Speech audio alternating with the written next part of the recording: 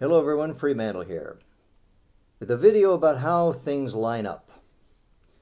I start with a slice right through the middle of the political universe, where most people make it, dividing it into left and right. I can't blame liberals for it, but it's a pretty bad division, and I'll explain why. Then on to the liberals' concept of social classes. Then why his concept of diversity fits right in. And finally, why young people are so prone to liberalism, that is, lining up on the left. The left-right political continuum is superficial and misleading. 5 points here. 1.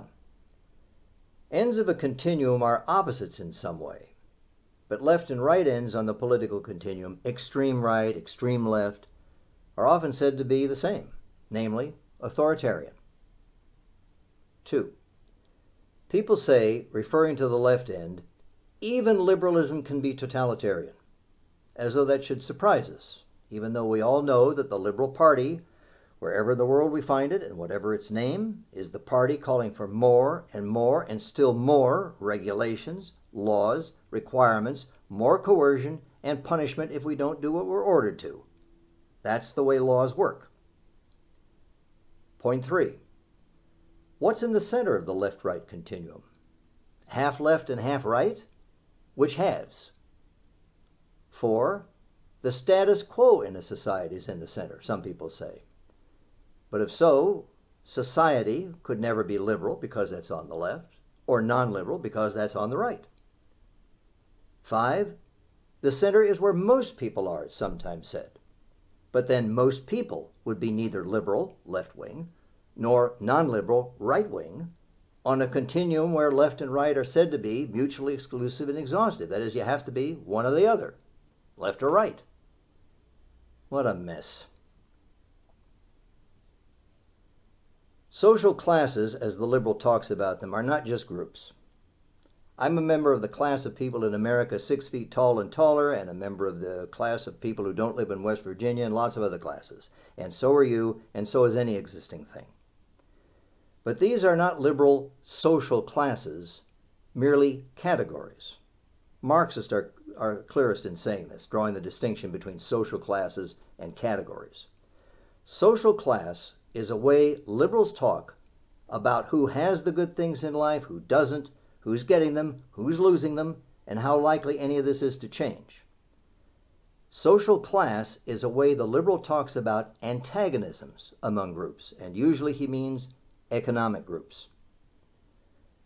He likes to say there are social classes in America. And you know what? I'm going to agree with him. There are. Nascent social classes anyway, because the liberal has created them. Let's do a thought experiment. Suppose there's a group of people, A's, who have a lot of money, and a group, B's, who don't have any money. And suppose we're good liberals. So we go to work and start redistributing from A's to B's. Under this arrangement, every time an A makes some money, he has good cause to fear that a B, or a liberal on B's behalf, will be coming along to take a share of what he's made. And every time a B wants something, he can cast an eye towards A's. That's where it's going to come from. Then toward his liberal representative to see whether he can take it away for him. That's the system. Presto. 2 social classes, rich and poor. Speaking of groups, that's what diversity is all about, especially racial or ethnic groups. In a school student body, in a business, sitting as judges in courts, you name it. 2 thoughts about diversity. 1, why is it about groups? The liberal wants diversity. How about the diversity we all have as separate, different, unique individuals? If diversity is so important to the liberal, why isn't he an individualist? Second thought. If diversity has to be about groups, why is it especially about racial and ethnic groups? Americans form groups at the drop of a hat, as people have noted since Tocqueville toured America in 1831. In fact, in my experience, no one has done more to keep that observation of Tocqueville's alive than liberals have. What about the group of people who make up a business, a profession, a political party, or a fan club. Groups like these never enter into talk of diversity in my experience. Why is liberal diversity all about racial and ethnic groups? I suggest this. The liberal wants a way in which people can qualify for the good things in life without having to do something and succeed at it. That's because he has a very low opinion of people. The average guy, as I discuss in other videos, gullible, lazy thinker, impulsive, and so on. The liberal needs a failure-proof way of qualifying for the good things given that low opinion of people. Ideally, that'd be something a person is born with and can't lose. That way he'd always qualify. Race membership is perfect. Ethnicity, a little less than perfect. People can drop their ethnic traditions, their native language, and so on, but ethnicity is still pretty good.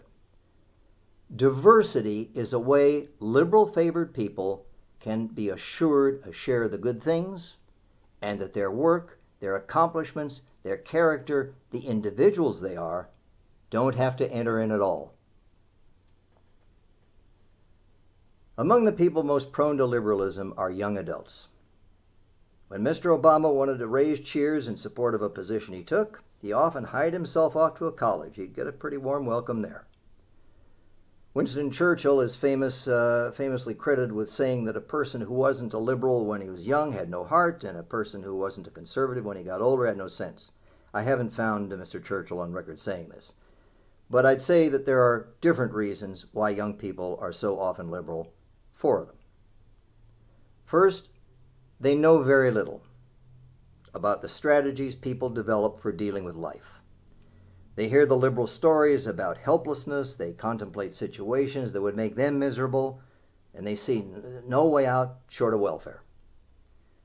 The second reason young people are so often liberal, they aren't invested.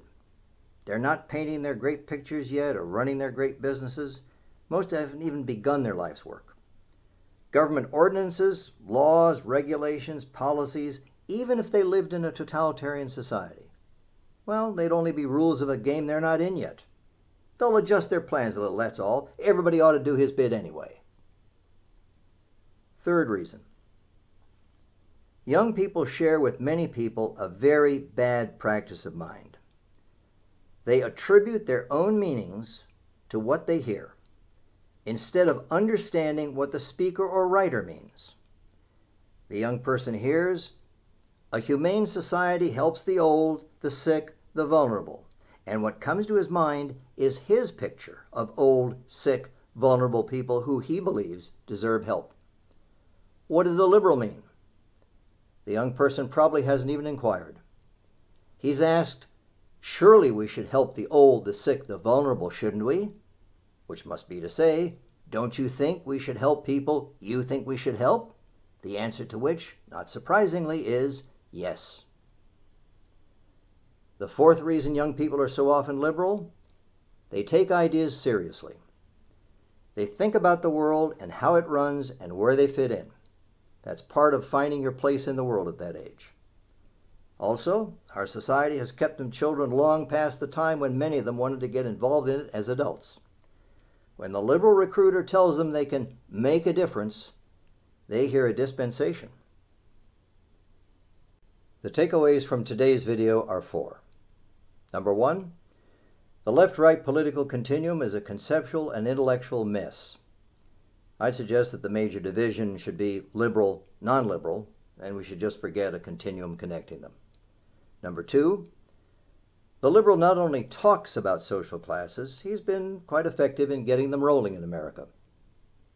Number 3, the liberal wants a failure-proof means by which some of his favored people can qualify for good things without having to succeed at something.